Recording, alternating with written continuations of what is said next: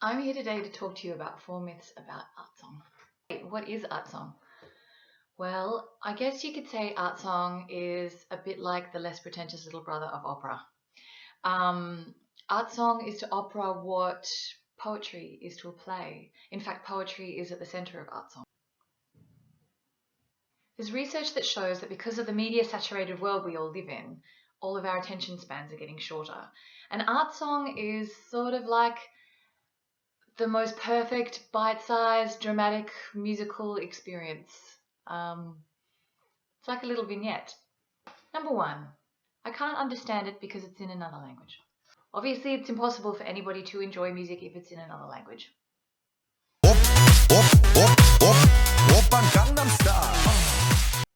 The art song repertoire spans hundreds of years and probably about a dozen languages.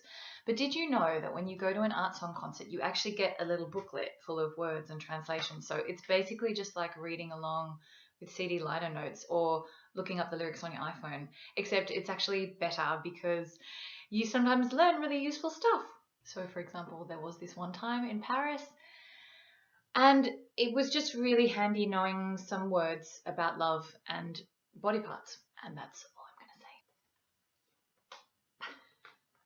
Number 2, it's so old it's not relevant anymore. A large part of the art song repertoire actually deals with exactly the same sentiments that you find in popular song today. Love, loss, yearning, betrayal, alienation.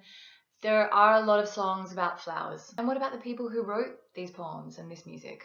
Well, let's take Schubert, for example. Schubert was arrested for suspected revolutionary activities while he was just doing his musical thing with his buddies. And then later he died at the ripe old age of 31 of syphilis. And then there's Verlaine, the poet.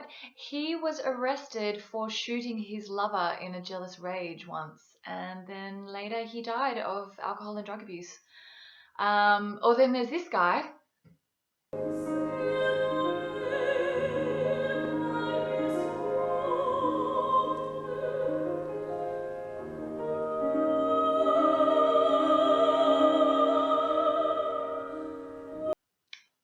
Chanson, and he died when he rode his bicycle smack into a wall.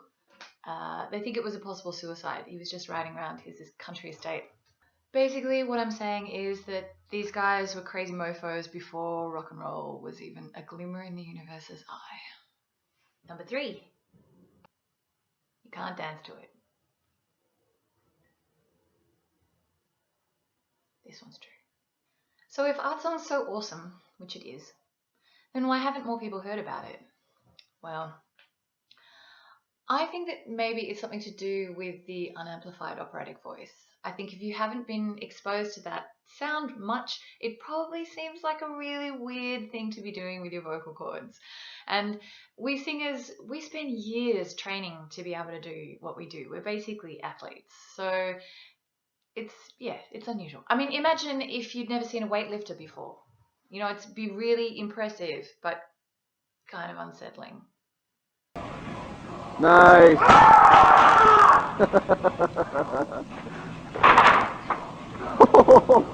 I went sang for a primary school musical outreach program when I was at university, and I made a little 5-year-old girl cry because she was sitting right at my feet. And I think she just never heard anybody make a sound that loud and that high before. So of course it would have been terrifying. The other option is that maybe I really sucked. That's a possibility as well. But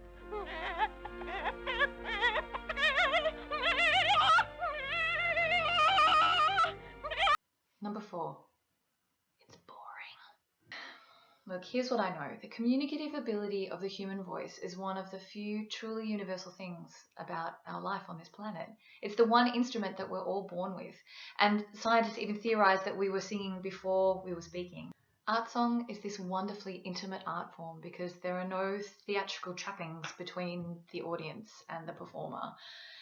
About 80% of the concerts that I've sung, someone will come up to me afterwards and tell me that they were crying. And it used to worry me because I don't set out to upset people.